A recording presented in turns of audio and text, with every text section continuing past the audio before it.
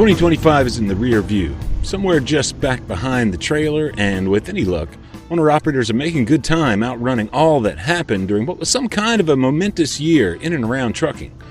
As my colleague Alex Lockey put it in his year in review last week just ahead of New Year's celebrations, 2025 may well go down in history as the year when the you-know-what truly hit the fan. Among the surprises, perhaps, was real engagement from regulators in response to long-time asks of small trucking, even as owner-operators' hopes for economic improvement at the beginning of 2025, the second Trump administration, were largely unrealized by the time the clock wound down on the year. Our ongoing surveying of Overdrive readers shows a majority reporting income tracking along at levels either worse than or similar to those seen in the very sluggish year 2024, and not many of you expect 2026 to be much better on that score.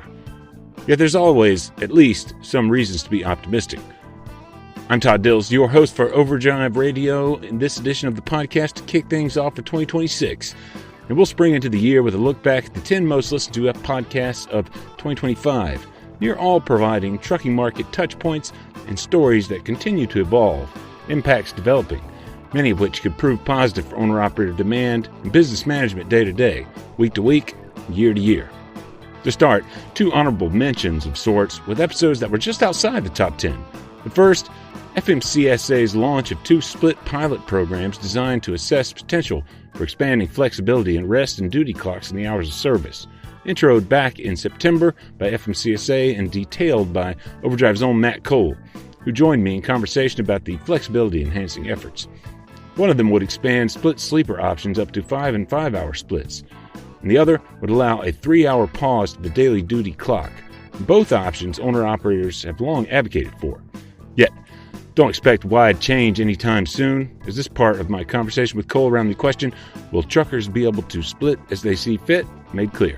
The entire life of the pilot programs, they're saying are going to take up to 3 years to run through the entire thing and get all their participants to run through the program. When do they plan to start soliciting participants is what I was particularly curious. Oh, gotcha. Do we know? Do we know yet? Or, I mean, I guess this proposal is just opening a comment period on the proposal itself, right? Which I think is open through sometime in November. So it wouldn't be before that, obviously. In DOT's announcement Monday, they said protocol development for the programs would begin in early 2026. So I feel like that's probably when they'll start soliciting applications. Or at least start really putting together the kind of nuts and bolts of how they're going to do things, it sounds like. I was looking through it a little bit earlier. There are some restrictions on people that can participate, and likewise there's a whole lot of equipment that will go along for anybody participating in this, because I think what they're aiming to do with both of these separate tests is to basically have every driver participating in it basically use the expanded pause and or split sleeper options, and then all the while be, quote unquote monitored, not necessarily. And I don't think they're going to put cameras in your truck or anything like that, but they're going to outfit you with some things and some tests that you have to take and some things that you have to,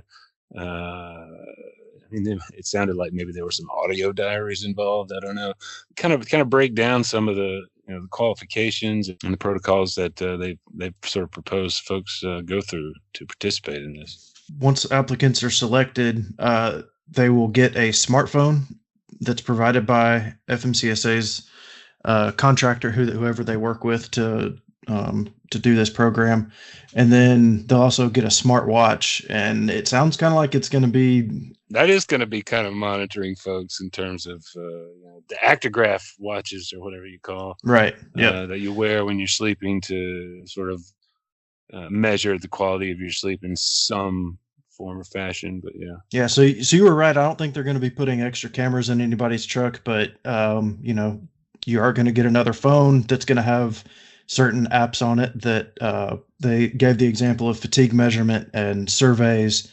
And I think that drivers would have to periodically input data into those apps on the phone. And then for the watch, obviously it would be tracking sleep quality, how long the driver's sleeping, what time they slept, intermittent wakefulness, all these different things that they want to see how these different sleep options or rest options affect a driver's fatigue or not, whatever the case may be.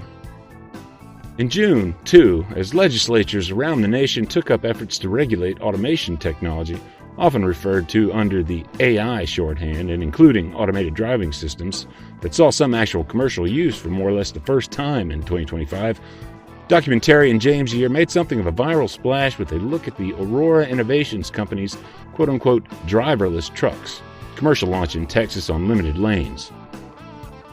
My reporting showed but a few truly unmanned rigs operating anywhere nationwide, though that could change and change fast if conditions fall into place for the big truck robots. Robo-taxi services really made their mark over the course of the year in a few U.S. cities, and the Trump administration near the end of the year was poised to adopt a federal framework to supersede state AI regulation and, quote, remove barriers to and encourage adoption of AI applications across sectors, end quote. That's from a December executive order from the president.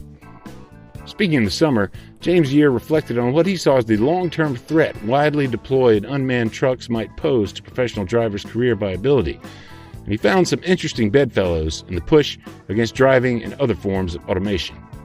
And it wasn't too long before that where, actors were freaking out about this. My students that I'm teaching photography to in University of Maryland are freaking out about it.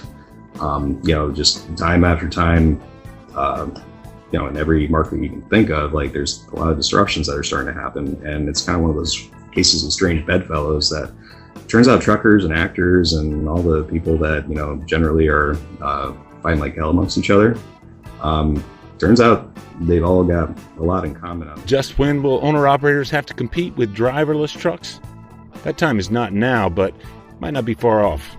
You'll find both of these podcasts, along with the full top 10 most listened to episodes and a playlist in a post that houses this 2025 year in review at overdriveonline.com/overdrive-radio for the week of January 5. Start the year off right. After the break, we'll dive into the countdown with number 10, so keep tuned.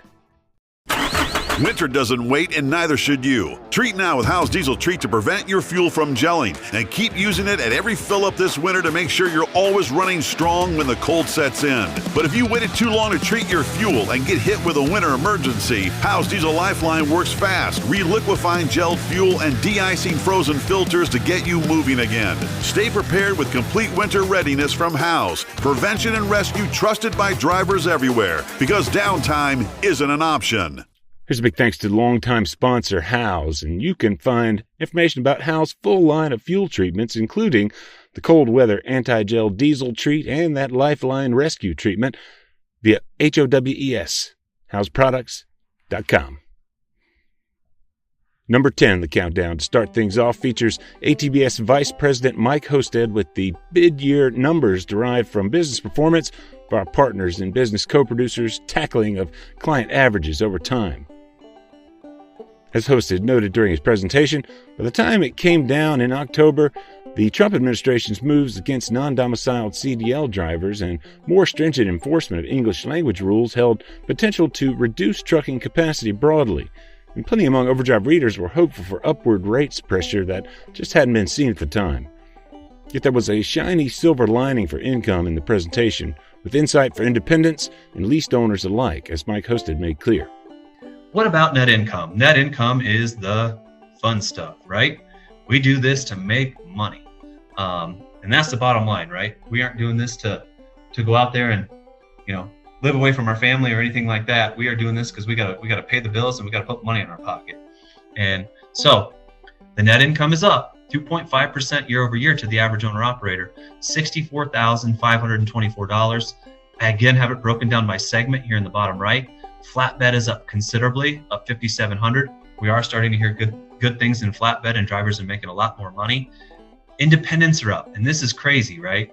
The people running the spot market are actually up, and that's what I'm talking about. The good operators that are still in that spot market, despite things not actually getting better, they're actually making more money, and they're making adjustments to do so, which things were really good in 2008. We fell off a cliff because of the Great Recession in 2009, 2010. We've been making slow gains for years and years. We went through the roof here in the pandemic, and then we fell off a cliff, and we've just been bouncing on the bottom. So we hit the bottom in late 22, early 23, and we're starting to see it really slowly go up. But if I look at this bottom chart, it's flat in terms of the net income per mile. And so what that tells me is those drivers that are running the extra load, taking those extra miles to work a little harder, their net income is actually starting to go up. And again, it's been 3.5 years of a down market. What we're starting to see net income go up is this is the clients that have been with ATBS for over a year. And this means a year continuously. We have a lot of clients that'll go to one carrier, leave that carrier, go to another. We actually consider them terminated in that interim because we like to track this turnover stat, meaning if you stay at your carrier, if you're doing the right things, what's going on with your business? How much money are you making?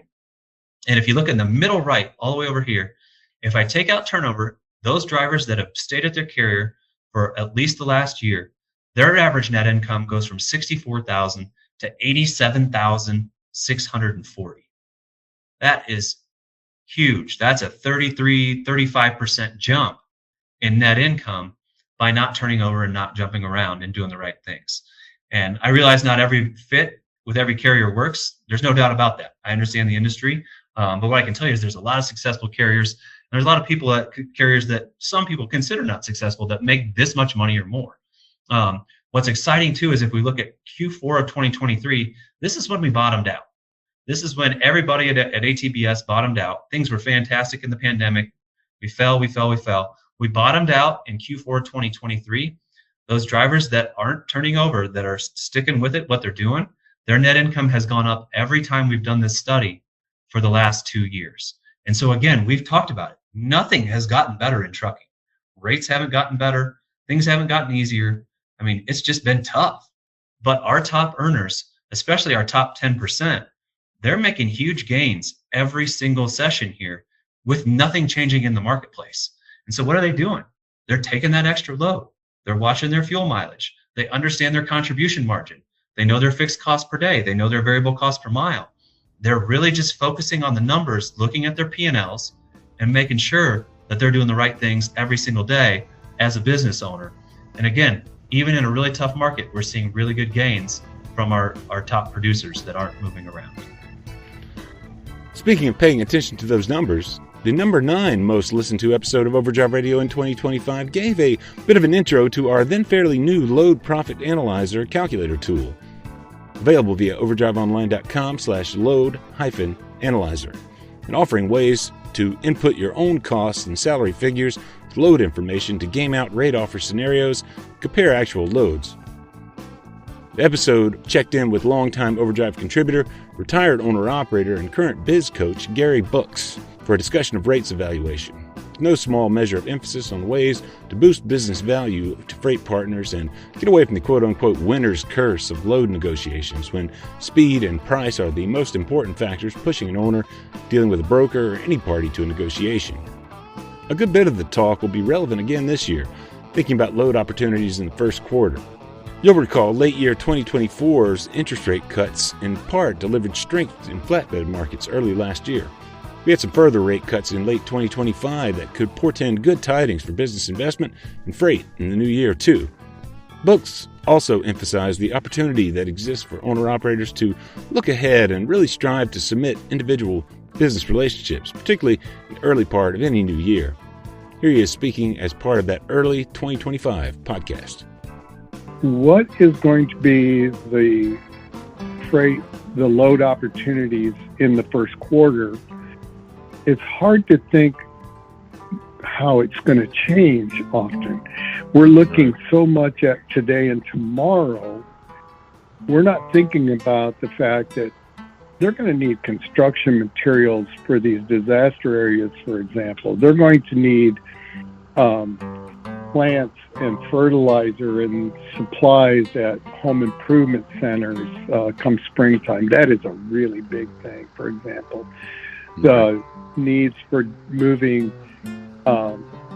different food, products. If we look at, for example, the reefer hauler, the segment of reefer and food haulers, people that move food products. I get a report from the USDA that shows the amount of the rates and the number of loads and so on and so forth for transportation of reefer loads. And I watch how that moves to the different regions. And like right now, there's a lot of product coming out of Mexico because we're in the middle of winter, for example. Right. And what's coming out of Florida and the southern parts of Texas, what's coming out of, maybe Southern California or so on, where they have irrigation and warmer weather. So thinking ahead and beginning to negotiate to get a hold of the customers and begin to say, hey, what are we looking at for February? What are we looking at for March? What are we looking at, whatever commodity you work with? What are we going to be looking at in, say, 6 weeks, 8 weeks, 4 weeks, whatever number you want to use, and get yourself in that list and do what I call beat the broker board. It's not beat the broker up, but every broker agent I have ever had good relationships with told me they love when they do not have to post the load publicly. If they can book with a trusted owner, their best customers, their best loads, develop that relationship, it saves them from taking, possibly hundreds of phone calls or emails and saying, no, it's gone, no, it's not. And then having to vet out, carriers and so on.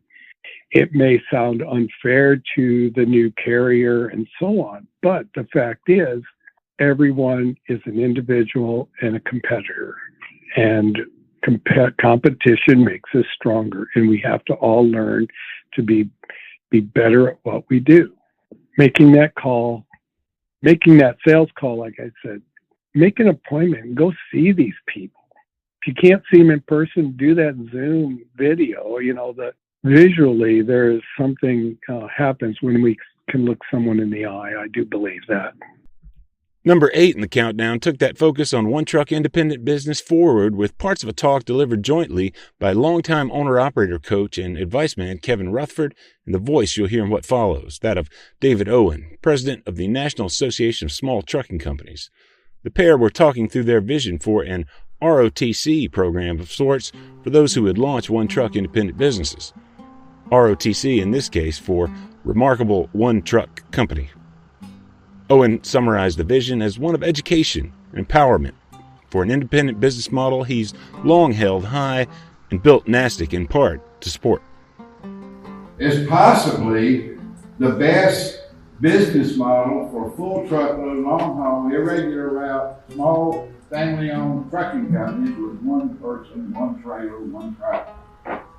That remarkable one truck company, where the buck starts and stops with the guy that's operating the truck every day. And another thing that defines that is that most large trucking companies, believe it or not, started out with one truck too. And and over the years, as I've been teaching the new entrant survival training class. That's a reference to NASTIC's new entrant survival training class, ongoing for well more than a decade now. If you're a one-truck motor carrier with authority and a NASTIC member, you probably started with them by taking that seminar at the association headquarters in Tennessee. We've really focused into the difference between that one-truck company, that remarkable one-truck company, and the decision to add a second truck, which becomes the biggest decision you made. And by establishing the foundation for a remarkable one-truck company, getting the operating ratio down in the 70s, and having an excellent million-mile driver driving the truck, somebody that knows something about the mechanics of the truck, and building that foundation, if you decide that adding a second truck is smart, it can be done without breaking. Because we also discovered over the years that the number one reason for failure in small trucking is growth. And the number two reason for not succeeding after you make the decision to go second truck is not growing. Right? Few stories have been bigger these last several years in trucking than the huge explosion of cargo theft through misrepresentation, with overseas and other actors impersonating legitimate entities over the phone and through emails and texts, and using legitimate carriers many times to pick up loads then redirected to facilities controlled by the crooks. Number 7 in our podcast countdown in part featured the voice of the overhaul security company's Danny Ramone in conversation with Matt Cole, where Ramone emphasized the necessity of an all-hands-on-deck approach for trucking companies and their freight partners in the fight against cargo theft. It comes down to there's no magic bullet. It's going to take a security mindset from the top down and the bottom up. The episode also contained a bit of a cautionary tale I learned of from attorneys involved in the case of an owner-operator actually physically detained and put in jail for a time for his unwitting participation in a theft of a load of copper. You engage with a broker you feel you know is legitimate for a load of copper bound for the Northeast. You drop that load for $1,600, ultimately get paid, then go on about your business to the next one. Meanwhile, though, the same load is being rebooked by the same quote-unquote broker. Note the quote-unquote there. I think it's certainly safe to say at this point.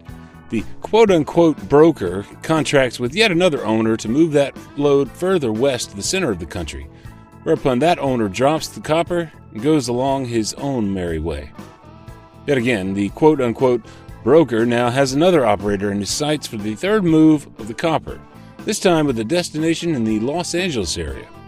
The owner-operator who picks this load up, though, promised a handsome rate, gets another indication of just where he's bound for along the way. Not a manufacturer who needs the copper for their products, rather the address for what looks to be the kind of place where old cars and trucks and scrap metal of various kinds are all sent to die. Salvage yard, in essence. This operator calls the cops, opening a case that then winds its way back to the origin of the manufactured copper in the rural southeast, where a rural detective IDs and then orders arrested the owner-operator that picked up the load to begin with, landing the driver in jail in his home region, where he spends several nights before being bonded out at $50,000.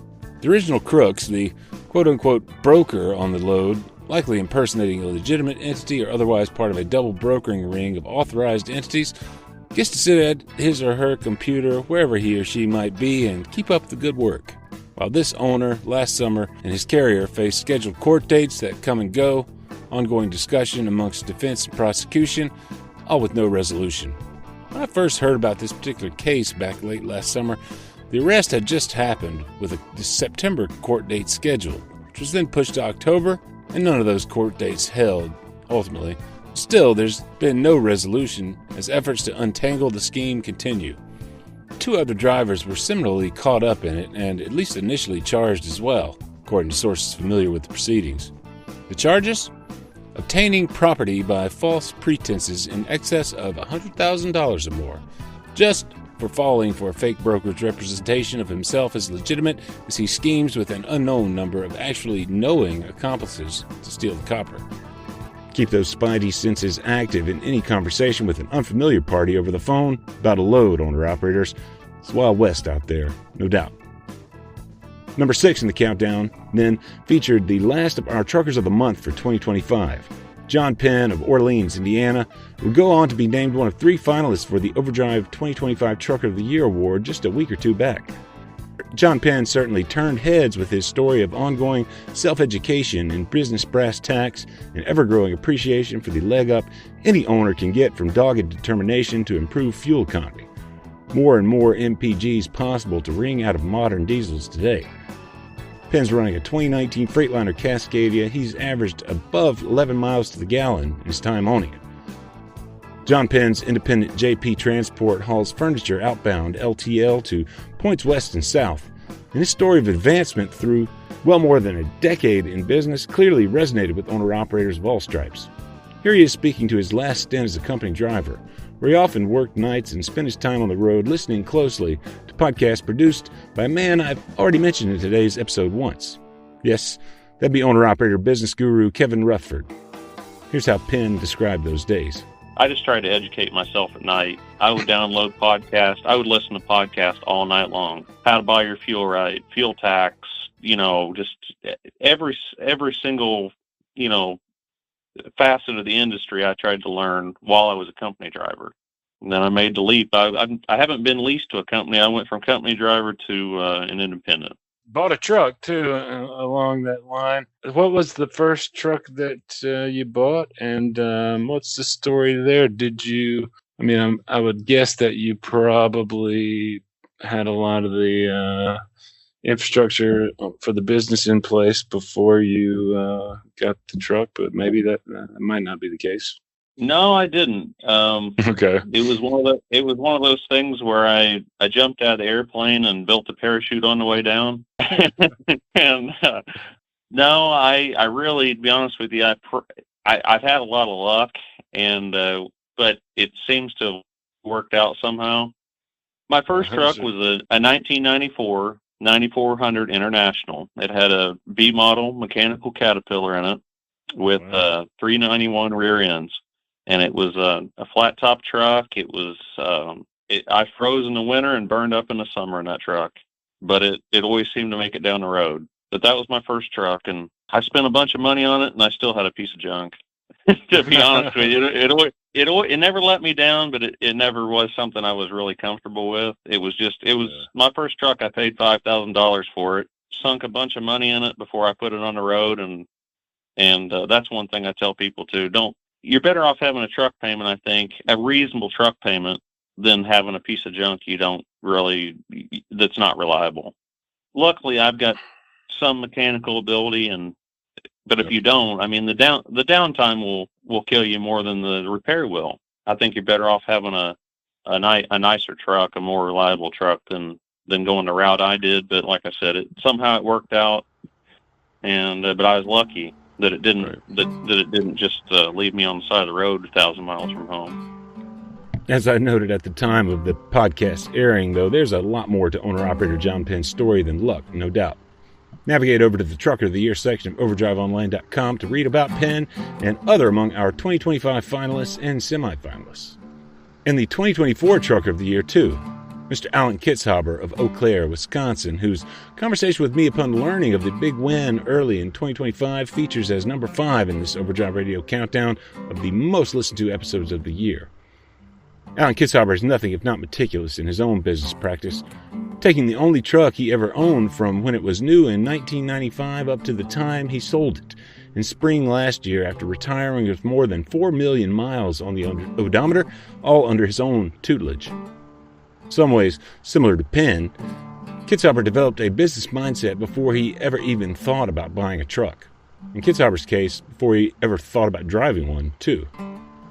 Coming out of high school, I went into the Air Force. I did that for 4 years. The majority of that time was in Grand Forks, North Dakota. I got out after 4 years and looking for work. I had a friend, or actually it was my boss, one of my bosses when I was in the Air Force, who retired after he had 20 years in. He started in retail, managing a retail store in the shopping mall there in town in Grand Forks. And so I'd visit with him occasionally, and he knew I was getting out and I was looking for work. Didn't have anything specific in mind, but he says, well, I know that the Radio Shack store manager is looking for an assistant manager. And so I went and talked to him, got hired. Okay. So that was simple enough by itself. And I managed a store there. Well, I started off as, a manager trainee, then became a manager. And I think it was not a very long period of time, 2 or 3 months, something like that. They had 2 stores in town. And the store that I took over, the guy decided he just wanted to get out of the retail business and do something else. I did that for a couple of years, moved to Minneapolis. I was there for a couple of years there. I went to Iowa. I was there for a couple of years, then came back to Minneapolis. I was there for another couple of years, and then got a chance to move to Eau Claire and run the store there. And workplace politics resulted in me not having a job. You got to pay attention to the politics of the workplace. Okay. And I did not as well as I should have. And so it was one of those deals was, hey, we don't want you around anymore, but we want to hire you back, but we can't do it right now. So, not a good situation. But then at that time, I'm looking for work, and I see advertisements for truck driving and see the country and earn a buck. You fell victim to the recruiting, but it turned out okay. Anyway. Yeah, I guess I did. And I figured, well, I'll do this for a couple of years and pay some bills, and then I'll get a real job. That was kind of my mindset. Well, that was 34 years ago. Right.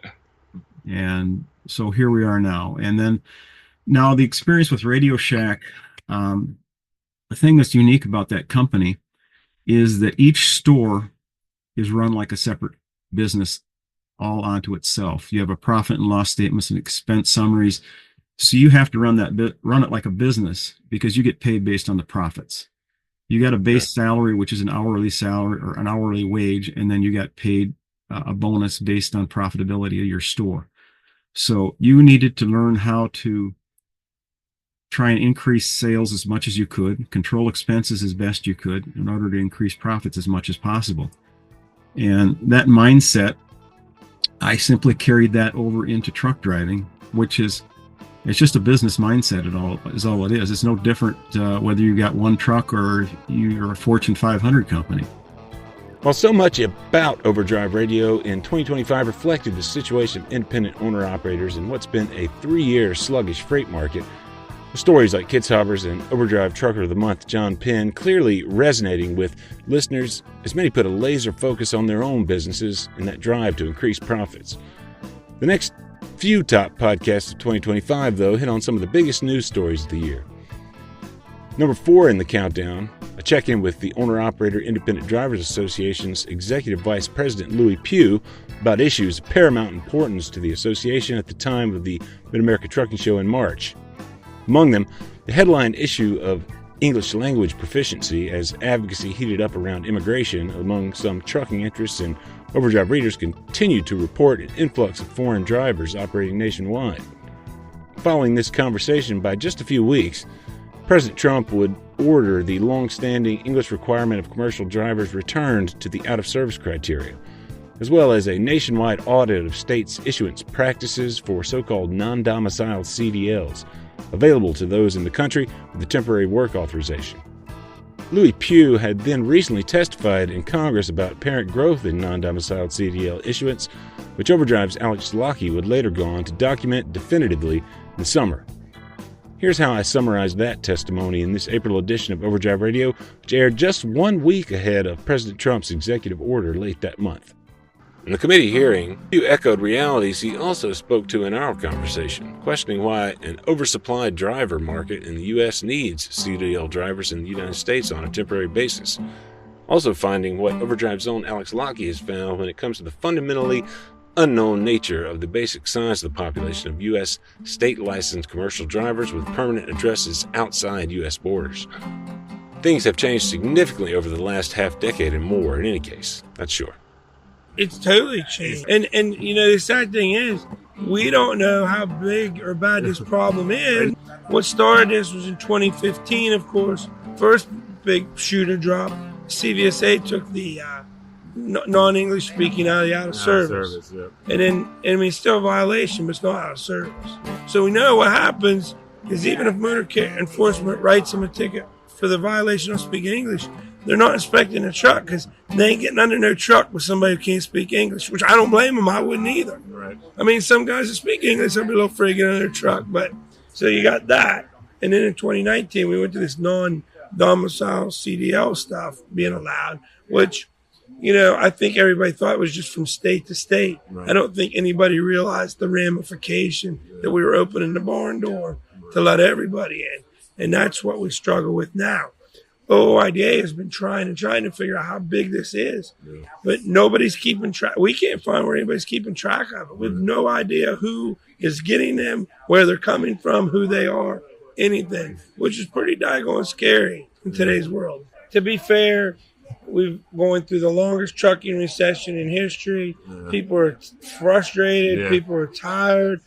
I mean, that makes people naturally want to look for the bad person or the boogeyman.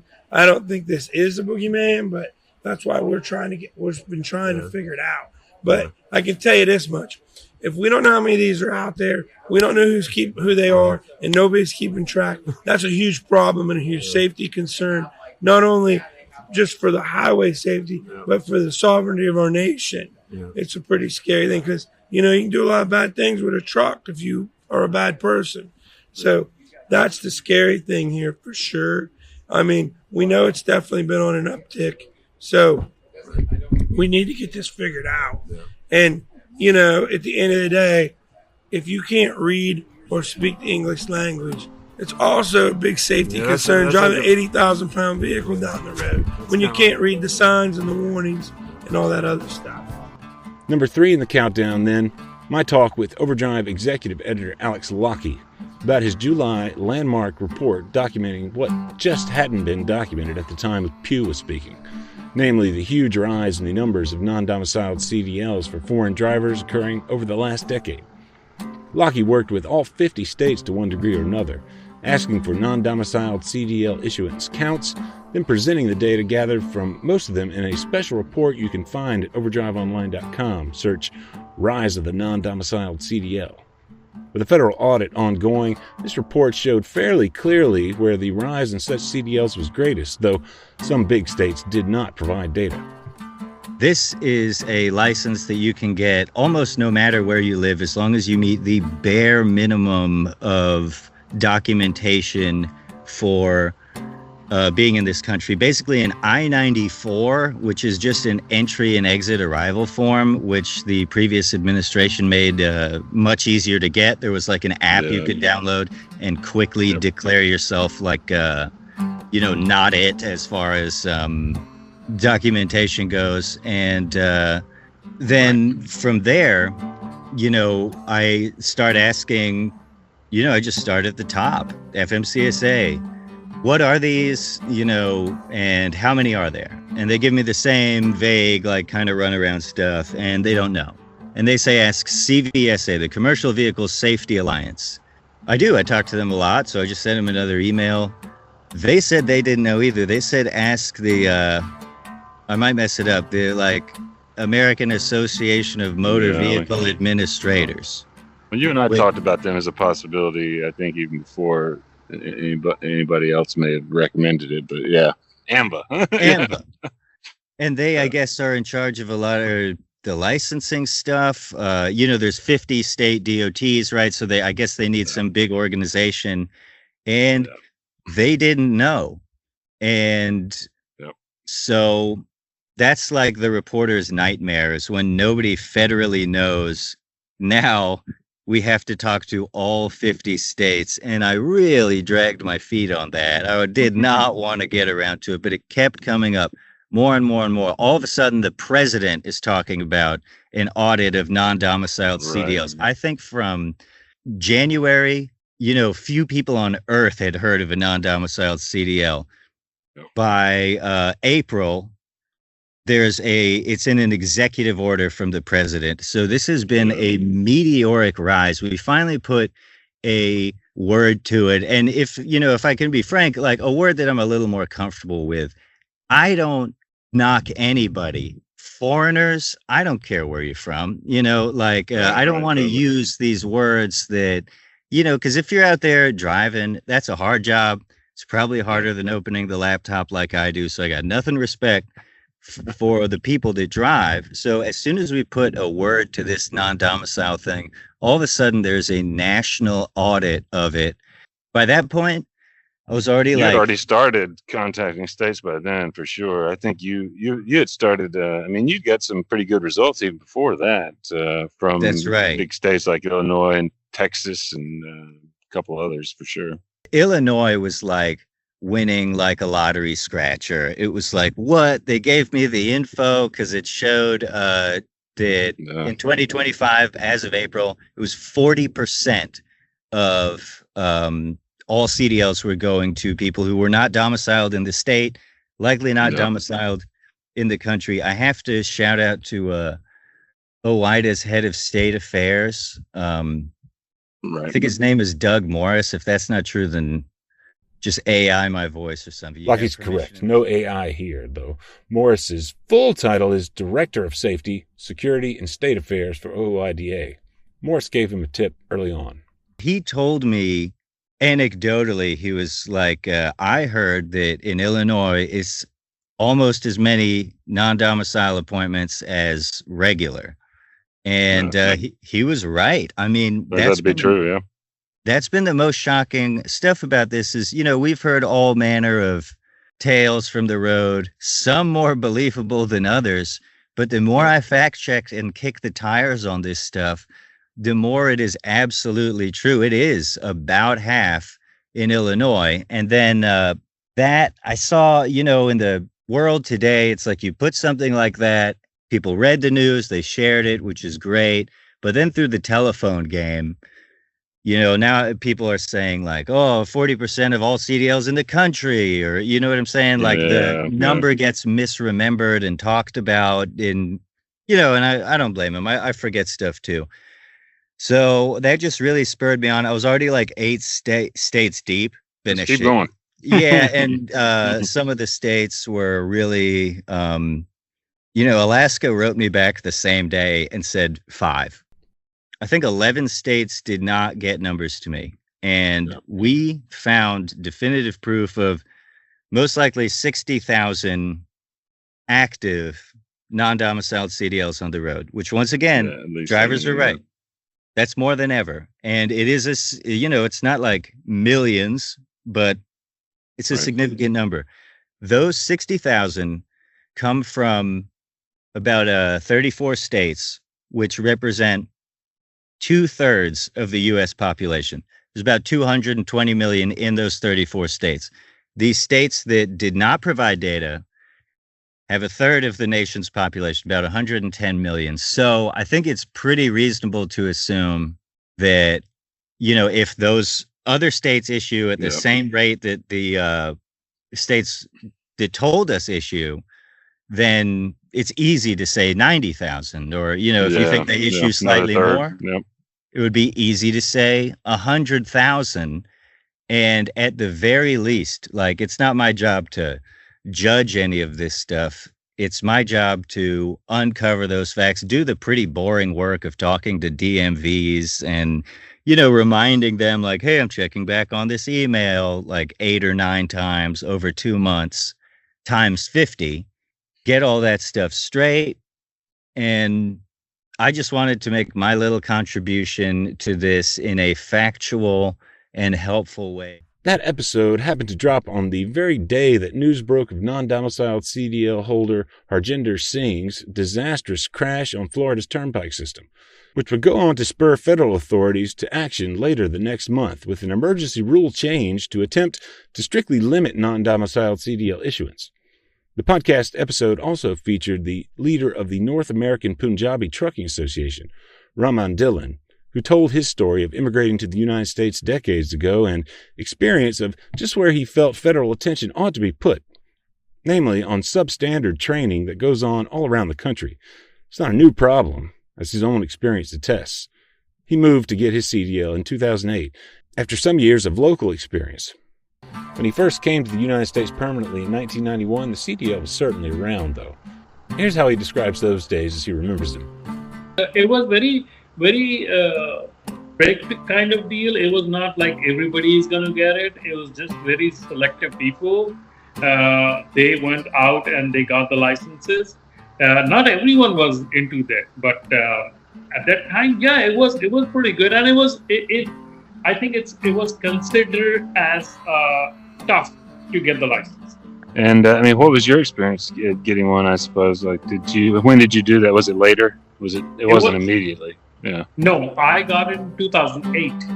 I was 1996 when we opened up a company. We didn't do the long haul. We were doing the short haul. That was in 24-foot trucks, which was less than 26 GVR. So we don't need a Class A license on that. And when we started our company, I was not driving. My brother was. So I didn't had a chance to get the license. In 2008, when crash happened and we lost everything, that is the time then I found I need to go to driving, because I need to find another way to make a living. So I got the license, and my experience getting the license was also dramatic. I went to an Indian trucking school where they charged $1,200, and they said we can get you the driver license in 7 to 10 days. Right. For first 3 days, I was going there and I was sitting doing nothing, and they don't have a qualified instructor on the floor. They don't have insured, or they don't have nothing like that. The person who came like a month before me was the instructor, and so after 3 days, I went to the owner. I said, "Hey, listen, you know what? It's not going to work, because you said that we'll get you the license in 10 days. I'm not comfortable driving truck, and it's been 3 days, and Right. so I don't think so. It's going to work with me." And he said, "Yeah, I don't think so. It's going to work. How much you paid?" I said 600. So he gave me 600 back, and he said, "You go find somebody else." So I went to a Western Truck School, and I got there. They were charging $4,200 at that time. So I said, "Well, I'll pay you cash," and negotiated. So got it done. They took 6 weeks. They told me that they can get me in 1 month, but they took all full 6 weeks. I learned from there, and I'm glad that I went to that school. Number 2 in the podcast countdown featured parts of a panel discussion opening the Mid-America Trucking Show that touched on pay-to-park and other truck parking challenges, freight market fraud, broker transparency, and more huge issues for small trucking. Not least among them was the freight and rates doldrums of the past few years, which past Overdrive small fleet champ owner Jason Cowan, owner of 40-plus truck Silver Creek Transportation, detailed memorably to open the discussion in response to a question about business adjustment. It's been quite a challenge, and I think the key to what we looked at was that we stay the course of the plan that we made, regardless of what the market does. There's that emotionalism that says, "Oh, things are good, oh, they're bad," and we tend to make our decisions off that. But when you do things like what we saw this morning, where you look at the data, you look at what your numbers are daily, and then out of that you can make your decisions, take the emotion side out of it, and just keep working the plan. Okay. And then, if you need to tweak that plan, you don't have to be married to it. I think once we take the emotional side of, "Oh man, is it good, is it bad," out, see where you actually are, and then you can make a plan that works, because typically it's bad. So you've been adjusting all along. Yes. Is your profitability, is enough profitability in the market for you? It's enough to keep us from being homeless. Okay. Finally, let's start the engines for the number 1 most listened to Overdrive Radio episode of 2025.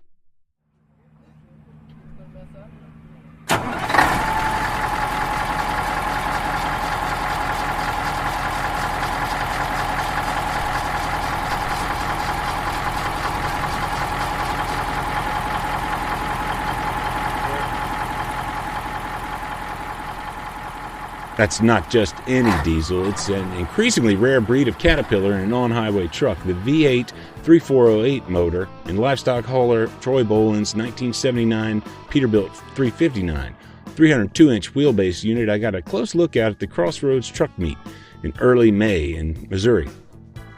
We also featured the rig in video form, and it's advancing currently through our year-end custom rig showdown bracket. You can find and make your selections for winners and video matchups pitting our most viewed rigs against each other through the end of the month. Find round 2 open through this Wednesday, January 7, and subsequent final rounds at overdriveonline.com/custom-rigs. Boland's Caterpillar-powered 359 also features a vintage 66-inch double eagle sleeper put behind the original day cab ordered Pete when it was brand new by Huck Huckabee before owner-operator Boland bought it in 1991. He's had it ever since, and it's a well-preserved piece of trucking history, no doubt. The podcast episode featuring the 1979 359 also walked through, what else? Owner-operator business topics with the Trucking Solutions group of seasoned owner-op veterans. Here's getting back to business brass tacks to start off 2026 right, with this excerpt from the podcast featuring the voice of independent owner-operator Mark Hegestad. I think 90% of the owner-operators out here, when they first get started, they forget about the concept of operating costs. Now, when I say operating costs, It's one thing to figure out what it costs for the truck, but what if you're single? You got an apartment, got a house, maybe got a parking area you got to pay for, or you got a shop that you want to rent to be able to work on your own equipment. That all has to go into your operating costs. You have to be able to find a way to pay yourself. So I think the key is whether you're going to get started now or you've been doing this for several years, is I think people lose concept of that. Now, I heard earlier in some other presentation that was just ahead of us, about deadheading. And as Stephen said, sometimes you take a little money out of your pocket. Now, that might be misleading in a way that, are you really taking money out of your pocket? You really need to be strategic on where you're going to go. For instance, say I get unloaded on Monday afternoon at 2 o'clock. I got a chance to get to a reload that might be 400 miles. And I'm going to use the example, we go to Florida quite a bit. I can pick up a load in Florida. Might spend a couple hours getting it loaded. Got to drive half the night to get to where I'm going to go. And my reload might be in Savannah, Georgia, for instance. And I get up there and I get unloaded, and it takes half the day to unload. I might lose out on that really good load that's sitting up there that I really wanted to get. So kind of calculate your miles, figure out what you're going to have for time in, see if it's actually worth doing. Maybe you're better off to just go. And yeah, that's where the concept you might have to take a little bit out of your pocket to get there. But at the end of the day, you probably get better by knowing what your cost is, what the miles are that you're putting on, if that makes sense. Big thanks here to all of you who listened through 2025, and here's to a safe and profitable 2026. An official Happy New Year to you, from myself, and all of us at Overdrive. That's a wrap for today. We'll see you next week.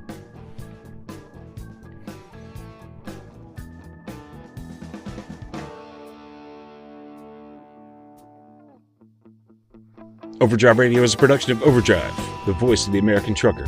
It's edited and produced by me, Todd Dills, with the acoustic guitar and other support of trucker-songwriter Long Haul Paul Marhofer. The theme is Legend of the Snake Man by Marhofer, featuring the guitar work of Travis, the Snake Man himself, Whammick. Terry Two Socks Richardson on bass, keys by Tishomingo Jim Whitehead, and on drums, Andrew Marshall. The podcast is backed up further by Overdrive's own social media coordinator, Jasmine Campbell, senior editor Matt Cole, executive editor Alex Lockie, and video editors Lawson Rudisell and Andrew Gwynn. Happy New Year, everybody.